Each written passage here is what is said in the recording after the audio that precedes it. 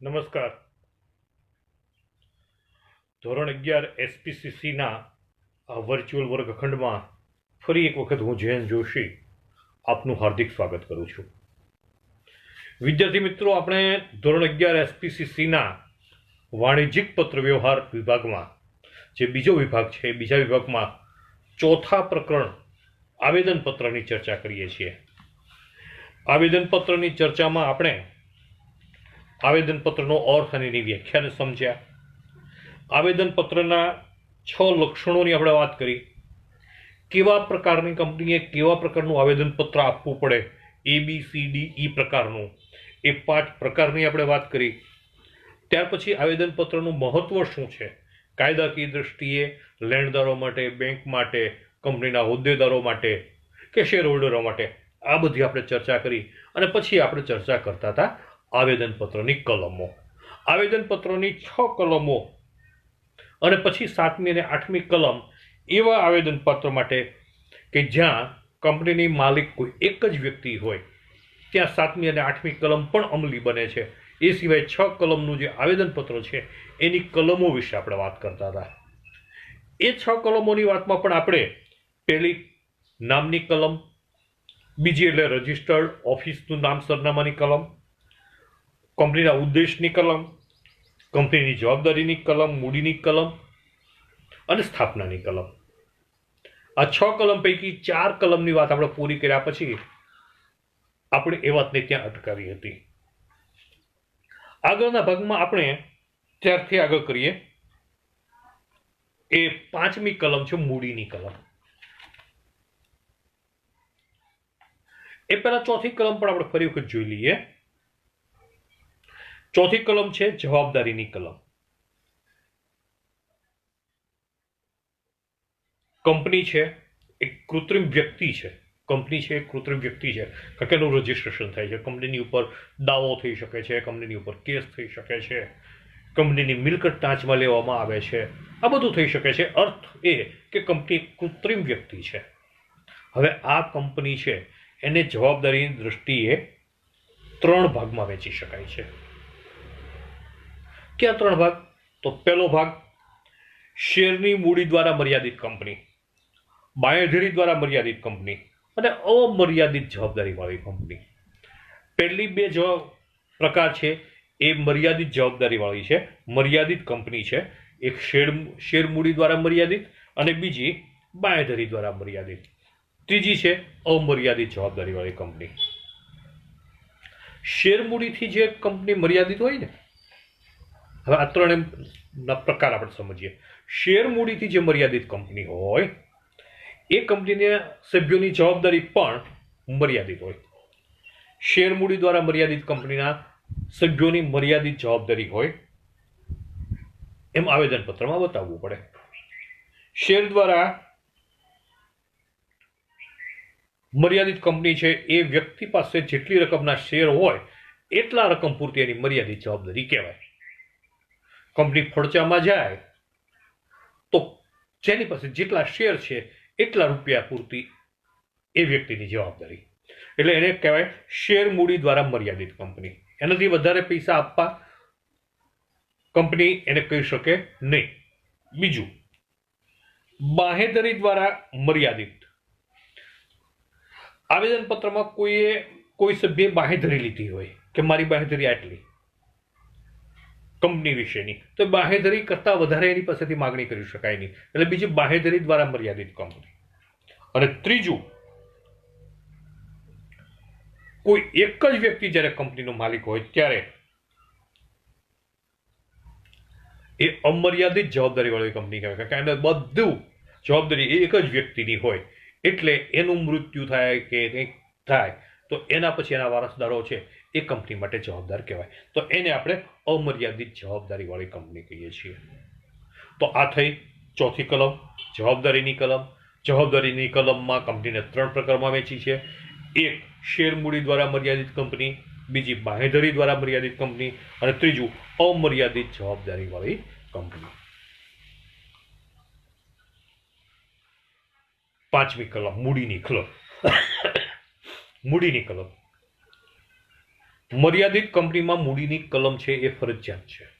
મર્યાદિત કંપની એટલે આપણે બે રીતે, બાંહેધરી દ્વારા મર્યાદિત અને શેર બજાર દ્વારા, શેર મૂડી દ્વારા મર્યાદિત. તો શેર મૂડીથી મર્યાદિત કંપનીમાં શેર મૂડીની રકમ ફિક્સ હોય છે અને એ કેટલા રૂપિયાના કેટલી મૂડીના શેર છે એ બજારમાં આપશે એ પણ એણે આવેદનપત્રમાં બતાવવું પડે. અમર્યાદિત રકમ એ બજારમાંથી ભેગી કરી શકતી નથી કંપની. તો કંપની છે એ મૂડીની કલમની અંદર એ કેટલા રૂપિયાની કિંમતનો એક એવા કેટલા શેર બજારમાં મૂકશે અને બજારમાંથી કેટલી મૂડી એકત્ર કરશે એ પણ આવેદનપત્રમાં એને બતાવવું પડે. એક મર્યાદિત રકમ છે એ ભેગી કરી શકે છે, એના કરતાં આગળ એ જઈ શકતી નથી કંપની. એટલે એ કંપનીને આપણે કેવી કહીએ છીએ? મર્યાદિત કંપની કહીએ છીએ કે જે મૂડીમાં શેરની બાબતમાં મર્યાદિત છે, શેર મૂડીથી મર્યાદિત છે. એ કંપની શેર મૂડીની રકમ, કુલ રકમ કેટલા શેરમાં વેચાયેલી છે, બીજા અર્થમાં કહીએ તો એ કેટલા રૂપિયાની રકમનો એક શેર એવા કેટલા શેર બજારમાં એ મૂકશે અને કેટલી મૂડી એકત્ર કરશે એની વિગત એણે આવેદનપત્રમાં આપવી પડે છે. બાંહેધરીથી મર્યાદિત કંપની આપણે જોઈએ કે મર્યાદિત કંપની બે રીતે આવે છે, શેર મૂડીથી મર્યાદિત અને બાંહેધરીથી મર્યાદિત. બાંહેધરીથી મર્યાદિત કંપનીમાં જ્યારે કંપની બંધ કરવામાં આવે ત્યારે એ સભ્યની જવાબદારી કેટલી, સભ્યો વચ્ચે જવાબદારી વહેંચેલી હોય, બાંહેધરી વહેંચેલી હોય, તો બાંહેધરી કેટલી એ પણ બતાવવું પડે. કંપની બંધ થશે તો આ સભ્ય છે એની બાંહેધરી આટલી રહેશે. આમ કંપની કાં શેર મૂડીથી મર્યાદિત હોય કાં બાંહેધરીથી મર્યાદિત હોય ત્યારે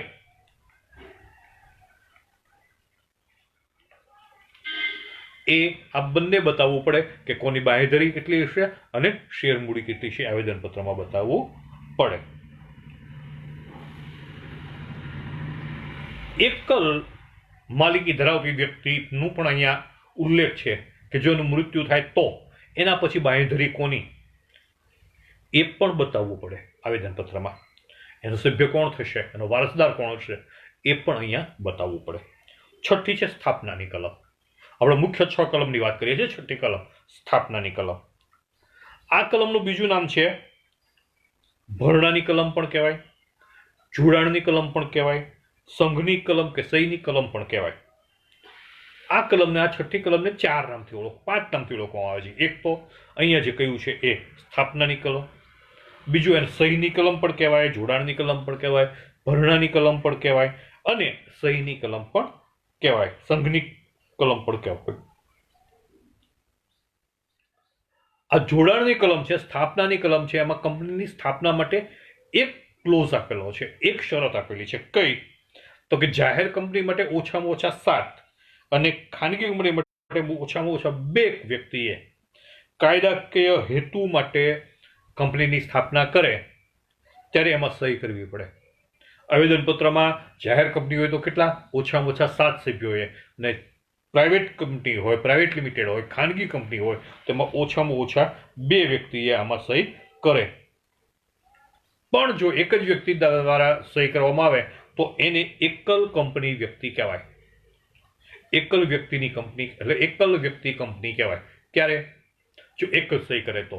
ખાનગી કંપની હોય તો ઓછામાં ઓછા 2 કરવી પડે અને જાહેર કંપની હોય તો ઓછામાં ઓછા 7 વ્યક્તિએ આ સ્થાપના વખતે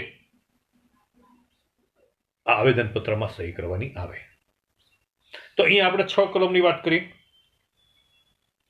આ 6 કલમમાં છેલ્લી કલમ સ્થાપનાની કલમ.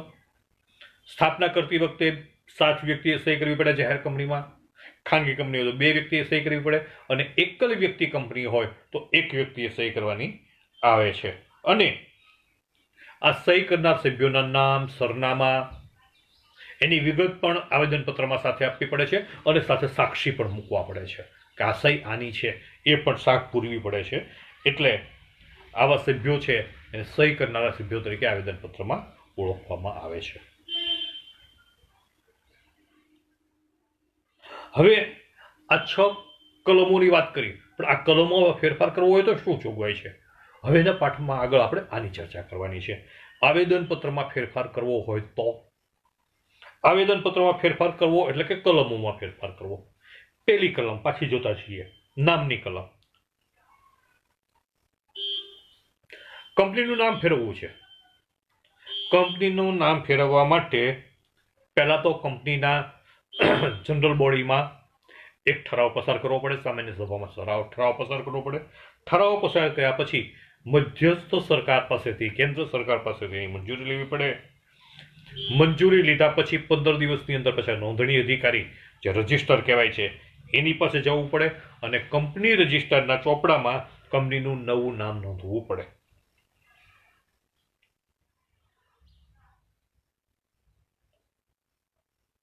ફરી વખત યાદ રાખજો, કંપનીનું નામ બદલવું છે, શું કરવું પડે? કંપનીની સામાન્ય સભામાં પહેલો ઠરાવ પસાર કરવો પડે. ઠરાવ પસાર કર્યા પછી કેન્દ્ર સરકાર પાસેથી મંજૂરી લેવી પડે. મંજૂરી લીધા પછી રજિસ્ટ્રાર પાસે જવું પડે 15 દિવસની અંદર, અને રજિસ્ટ્રાર છે આ મંજૂરીના આધારે ચોપડામાં મંડળીની નોંધણીનો ચોપડો છે એમાં કંપનીનું નવું નામ નોંધે છે. પણ જો જાહેર ક્ષેત્રની કંપની ખાનગી ક્ષેત્રની કંપનીમાં ફેરવવી હોય, પાછળ ખાનગી શબ્દ ઉમેરવો હોય તો કોઈ મંજૂરી લેવાની જરૂર નથી, કે કંપની બંધ કરવી હોય તો કોઈ મંજૂરી લેવાની જરૂર નથી. નામના ફેરફાર માટે જ મંજૂરી લેવાની જરૂર છે. નામની જેમ ઓફિસમાં ફેરફાર કરવો હોય તો ઓફિસના સરનામામાં, એક જગ્યાએથી બીજી જગ્યાએ ઓફિસ ફેરવવી હોય તો, કે જ્યાં કંપનીના પત્રો જાય છે, નોટિસો જાય છે, એ ઓફિસ ફેરવવી હોય તો પહેલાની જેમ જ પ્રોસેસ કરવાની છે. તો એમણે કેન્દ્ર સરકાર પાસે જવાની જરૂર નથી, સીધું જ એમણે રજિસ્ટ્રાર પાસે જવાની જરૂર છે 15 દિવસમાં, અને એ 15 દિવસમાં રજિસ્ટ્રાર પાસે જશે એટલે એ કંપનીનું નામ છે, એ સરનામું છે ઓફિસનું, એ બદલાવી આપશે. હવે ઓફિસનું સરનામું છે એ બે રીતે બદલાતું હોય.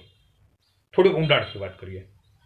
એકને એક રાજ્યમાં એક શહેરમાંથી બીજા શહેરમાં જતું હોય, દાખલા તરીકે ગુજરાત રાજ્યમાં અમદાવાદમાંથી રાજકોટમાં જતું હોય, કે અમદાવાદમાંથી સુરતમાં જતું હોય, એ એક પ્રકારનો ફેરફાર. બીજા પ્રકારનો ફેરફાર કે જુદા રાજ્યના જુદા શહેરમાં જતું હોય, દાખલા તરીકે અમદાવાદમાંથી મુંબઈ જતું હોય, તો એ એક જ રાજ્યના એક શહેરમાંથી બીજા શહેરમાં ફેરવવાનું થાય તો ખાસ ઠરાવ પસાર કરવો પડે. એક શહેરમાંથી બીજા શહેરમાં ફેરવવાનું થાય તો ખાસ ઠરાવ પસાર કરવો પડે કંપનીએ પોતાની સામાન્ય સભામાં, અને એની પ્રાદેશિક ડિરેક્ટર પાસેથી મંજૂરી લેવી પડે. કોની પાસેથી મંજૂરી લેવી પડે? પ્રાદેશિક ડિરેક્ટર પાસેથી. શું કામ? એ પણ સ્પષ્ટ છે, કારણ કે કાયદાકીય ન્યાય ક્ષેત્ર છે એ બદલાય છે. એક રજિસ્ટ્રારના અધિકાર ક્ષેત્રમાંથી બીજા રજિસ્ટ્રારના અધિકાર ક્ષેત્રમાં આ કંપની જાય છે. ન્યાયિક ક્ષેત્ર પણ બદલાય છે, એટલે પ્રાદેશિક ડિરેક્ટર પાસેથી એની મંજૂરી લેવી પડે છે. એક શહેરમાંથી બીજા શહેરમાં, એક જ રાજ્યમાં જતું હોય ત્યારે. પણ જો એક રાજ્યમાંથી બીજા રાજ્યના શહેરમાં જતું હોય, એક રાજ્યના એક શહેરમાંથી, દાખલા તરીકે મેં તમને કહ્યું અમદાવાદમાંથી મુંબઈમાં જતું હોય ત્યારે આને માટે કેન્દ્ર સરકારની મંજૂરી લેવી પડે છે. જ્યારે એક રાજ્યની માં રહેલી ઓફિસ બીજા રાજ્યના કોઈ શહેરમાં જતી હોય ત્યારે કેન્દ્ર સરકારની, પહેલામાં કોની લેવી પડે? પ્રાદેશિક ડિરેક્ટરની. પણ અહીંયા કેન્દ્ર સરકારની મંજૂરી લેવી પડે છે જ્યારે રાજ્ય ફરતું હોય ત્યારે. અને એમાં આવા ફેરફાર સામે શેર હોલ્ડરો, એના લેણદારો, ડિબેન્ચર હોલ્ડરો કે અન્ય સંબંધિત વ્યક્તિ છે વાંધો પણ નોંધાવી શકે છે, કે એને વ્યવહાર કરવામાં મુશ્કેલી પડે. નવું નોંધણીનું પ્રમાણપત્ર લેવું પડે, કારણ કે રાજ્ય બદલાય છે. જે રાજ્યમાં જવું છે ત્યાંના કંપની રજિસ્ટ્રારને જાણ કરવી પડે, અહીંના રાજ્યના કંપની રજિસ્ટ્રારને પણ જાણ કરવી પડે, અને કેન્દ્ર સરકાર મંજૂરી આપે પછી 30 દિવસની અંદર જે રાજ્યમાં ઓફિસ સ્થાપવાની છે એ રાજ્યના રજિસ્ટ્રારમાં જરૂરી ફી સાથે નોંધણી કરાવવી પડે છે. ત્રીજી કલમ, ઉદ્દેશની કલમ. ઉદ્દેશની કલમમાં ફેરફાર કરવો હોય તો 3 શરત છે.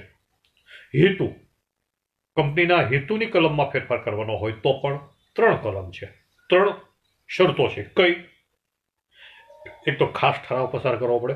બધામાં ખાસ ઠરાવ પસાર કરવો પડે છે. જુઓ, કંપનીનું નામ બદલાવવું હોય તો ખાસ ઠરાવ પસાર કરવો પડે. રજિસ્ટર્ડ ઓફિસ બદલાવી હોય, એક શહેરમાંથી બીજા શહેરમાં લઈ જવી હોય તો ખાસ ઠરાવ કરવો પડે. અને એક રાજ્યમાંથી બીજા રાજ્યમાં લઈ જવી હોય તો પણ ખાસ ઠરાવ કરવો પડે. એવી જ રીતે અહીંયા હેતુ ફેરવવાનો હોય, હેતુમાં ફેરફાર કરવાનો હોય, ઉદ્દેશમાં ફેરફાર કરવાનો હોય તો પણ સામાન્ય સભાની અંદર ખાસ ઠરાવ પસાર કરવો પડે. આ ખાસ ઠરાવના આધારે કંપની રજિસ્ટ્રાર પાસે જઈ અને આવેદનપત્રમાં ફેરફાર કરાવવો પડે.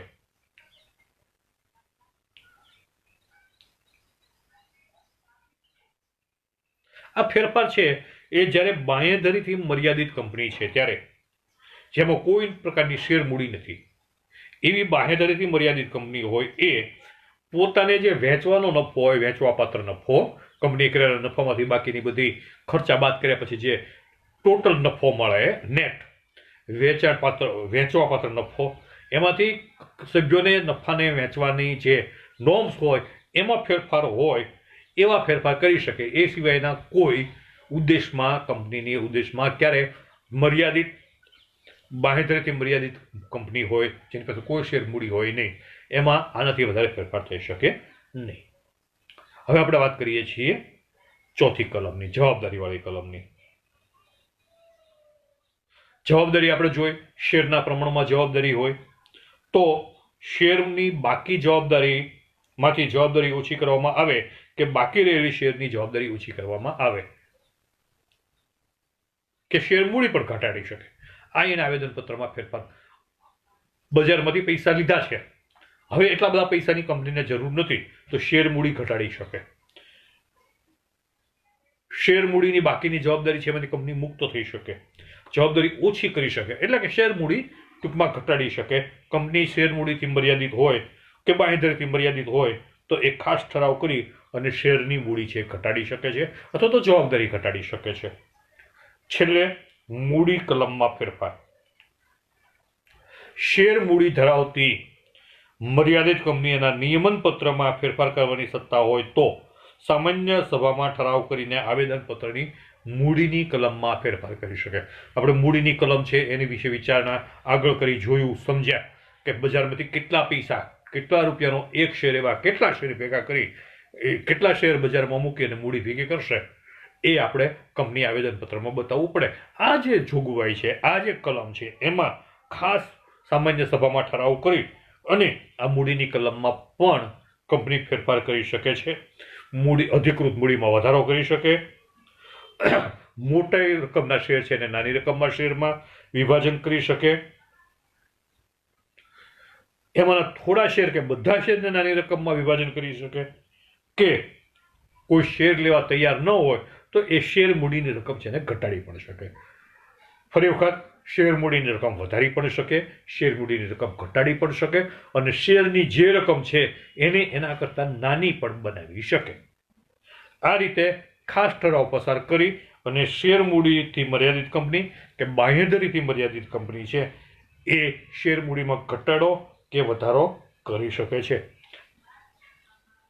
પણ આને માટે એણે અદાલતને જાણ કરવી પડે અને અદાલતની મંજૂરી મળ્યા પછી જ આ કરી શકે. તો આ રીતે અહીંયા આપણે SPCCના વાણિજ્યિક પત્ર વ્યવહાર વિભાગમાં નહીં પણ સેક્રેટરીયલ પ્રેક્ટિસ વિભાગમાં ચોથા પ્રકરણની ચર્ચા પૂરી કરીએ છીએ. હવે જ્યારે આપણે આ પ્રકરણમાં ચર્ચા કરશું ત્યારે આવેદનપત્રની સાથે સાથે જ મહત્વનો એવો દસ્તાવેજ છે નિયમન પત્ર.